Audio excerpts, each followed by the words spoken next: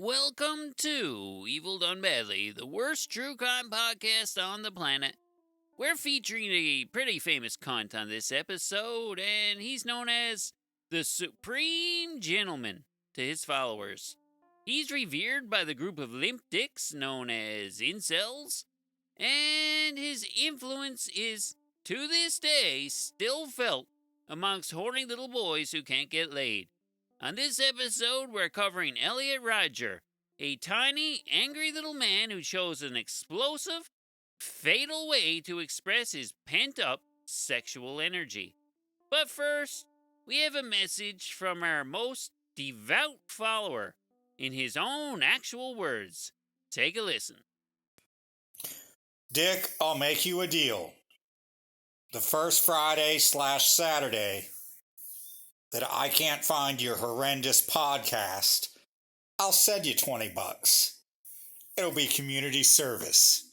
Everybody will applaud the vacancy of your crap podcast. Sincerely, Marty Bass, 1976. That's very generous of you, Marty. And, I'll make you a deal. I'll take the next week off and not upload an episode. And then you can send me $20. Then the next week, I'll post up 2 terrible episodes. Sound good? And might I say, thank you for hating this show enough to pay us to stop doing it. If anyone else would like to pay us to shut the fuck up, you can send along your monies via PayPal to evildonebadly@gmail.com. And if you haven't already, join up to the Wide World of Paranormal Investigations group on Facebook. It's got all sorts of neat stuff going on over there, and plenty of friendly folks ready to welcome you to the party. Now, back to the show. Elliot Rodger was born on July 24th, 1991, in London, England. His family moved to Los Angeles at age 5 because his father worked in the film industry. His parents divorced when he was 7, and he began seeing a therapist when he was 8. He was never formally diagnosed with a mental disorder, but the common consensus places him somewhere on the autism spectrum. Due to his awkward nature, he was bullied to such an extent that he, quote, cried by himself at school every day. He had to switch schools multiple times in order to try and lead a normal life. So he did what many people do when they have trouble making and keeping friends. He retreated into the internet. In his case, he became obsessed with World of Warcraft, and he also started a YouTube blog where he would post videos talking about his loneliness and rejection. He was prescribed an antipsychotic medication, but after Googling it, he decided it wasn't the right fit for him, and he stopped taking it. As someone who's sort of on the spectrum myself, I can relate to most of these problems. I'm on 2 medications for it now, and I have to say, I would totally recommend it. If he didn't like the medication he was given, he could have tried something else. He would have eventually found something that helped him cope with his social ineptitude. I wish I had been medicated for it way earlier. Would have helped me feel like a bit more of a human being while I was growing up, instead of the, alien freak that I felt like.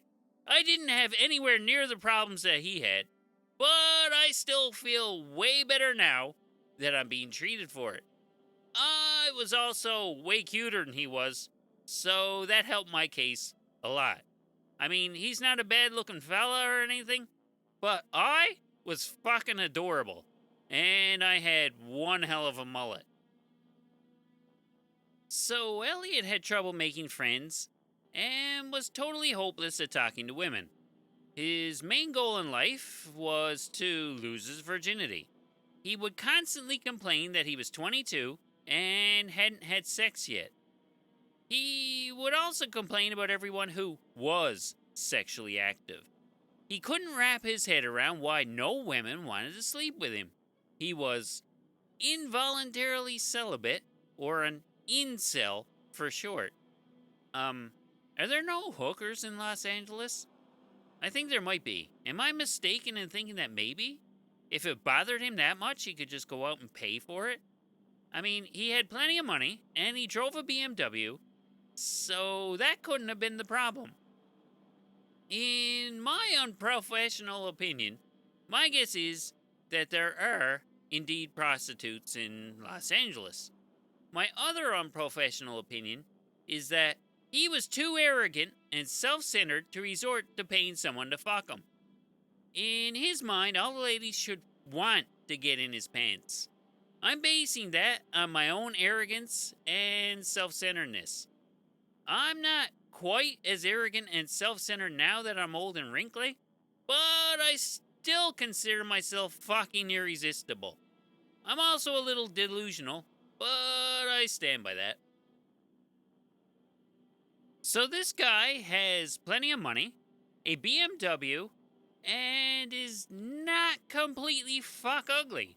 And he still can't get a girlfriend, or a regular friend for that matter. Lots of ugly broke people are out there getting laid, so that just leaves his personality. His personality must just be that fucking off-putting that no one wants to get near him. He desperately needs help. And unfortunately, he never gets it. In 2011, Elliot begins to take his frustrations out in public. He claims to have thrown coffee at a couple that looked like they were enjoying themselves, and to have thrown another coffee at two girls who wouldn't smile back at him. Now, I've never thrown a coffee at anybody, but I do know that it feels better to be smiled at than to be snubbed. I like being smiled at. I mean, I have a problem with eye contact, so I can't tell if people are smiling at me or not half the time. But when it does happen, I enjoy it. He also claims to have filled a super soaker with orange juice and sprayed a bunch of people playing kickball. That's a lot of trouble just to make a few people sticky, but he was one motivated little cunt. In February of 2012, Elliot dropped out of college because he couldn't take being around, quote, all those beautiful girls I could never have, end quote. So what do you do when all those beautiful girls want nothing to do with you? Well, you start playing the lottery. Elliot started playing the lottery on the off chance it would make him wealthy and suddenly way more desirable. He decided that he would like to be like a Mark Zuckerberg type, but he figured the chances of becoming wealthy by being, smart and motivated were just as pitiful as they were playing the lottery. So the lottery it is. He reads the book, The Secret, and he starts to use the power of the law of attraction to help him win the lottery. He spent a month or so meditating and visualizing himself winning the Powerball jackpot. When, surprise, that didn't work, he knew he had crossed a threshold that would ensure he had to act out his vengeance. It was after this heartbreaking loss that he began to arm himself. Now, that power of positive thinking horseshit is fun for a little while. But once your mouth starts hurting from skipping around and grinning like an idiot, it's easier just to go back to being despondent. That works for me. So Elliot starts going to shooting ranges to practice his marksmanship, and he went ahead and bought himself 3 handguns in late 2012 and early 2013. He was able to purchase these guns legally because he had no prior criminal record and his mental condition was not officially documented. He claimed he had $6 grand squirreled away for supplies for his attack. See? He had money. Jesus! If he had just spent the 6 grand getting his ashes hauled, he'd be a whole lot more relaxed. Maybe if the US government started giving out monthly hooker subsidies to people in need, they could cut down on those depressing mass shooting statistics. Could be worth looking into. In July of 2013, he would have a very serious incident that he would cite as a trigger for the killing spree he would go on about a year later. He was attending a party, and things didn't turn out very well for him there. It's surprising he was actually even at a party. I consider that, a good sign for somebody as awkward as he is. But I have no idea how he ended up there, but that's not important. What's important is that he somehow made an ass of himself and got made fun of. In response, he tried to push some girls off of a 10-foot ledge. This did not go over well, and some dudes came to the rescue and pushed Elliot off the ledge. Now, he does go over well and seriously injures his ankle. So he limps away and he leaves.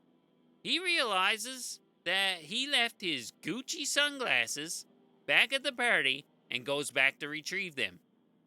The crowd is even less receptive upon his return and continues to mock him and beats the snot out of him again.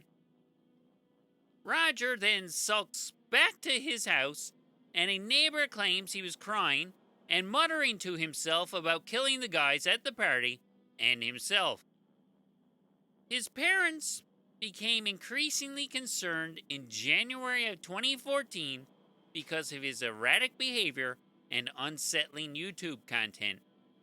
The authorities went to check up on him, but found him stable enough that it didn't warrant slapping a straitjacket on him and locking him up. Rodger was coherent enough to convince them that it was just a misunderstanding between him and his parents.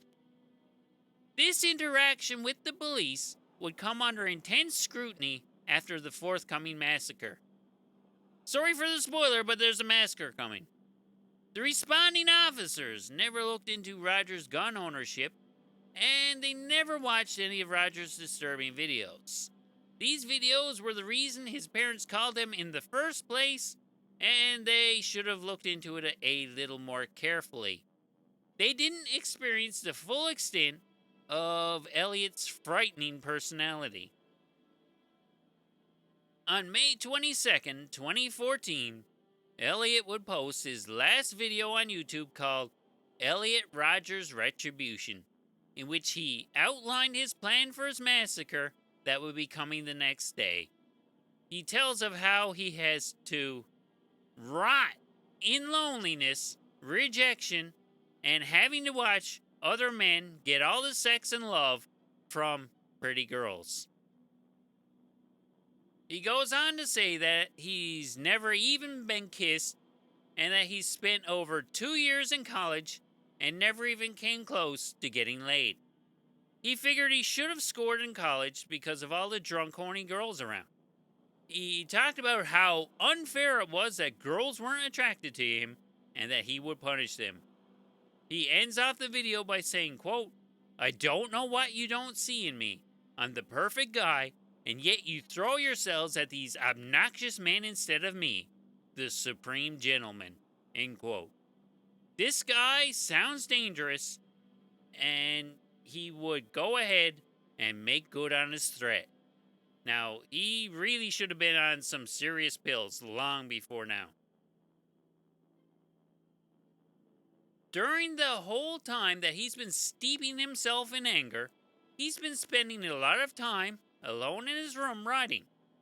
His parents were aware of this, and they were intensely curious as to what he was writing about. His father would beg him to let him read it, but Elliot would tell him that he would get to read it soon enough. On May 23rd, he would forward his 107,000-word manifesto entitled My Twisted World the story of Elliot Rodger to his family, some childhood friends, his therapist, and a few other select people. This is a long document and it covers a lot of disturbing ground. Elliot goes full racist and says how terrible it is that non white men keep hooking up with white girls. He said, quote, it made him want to quit life when full Asians or blacks got involved with white girls. Oddly enough, Rodger himself is half Asian and says that any minority man who wants to get with a white girl should just go ahead and jump off a bridge. Okay. He goes on to say that, quote, I am beautiful and descended from British aristocracy. You are ugly and descended from slaves. End quote. When he's referring to black men. After thinking about it, I'm not sure there's medication or hookers strong enough to fix this guy. He would go on to describe his ideal world where all the women will be placed into concentration camps.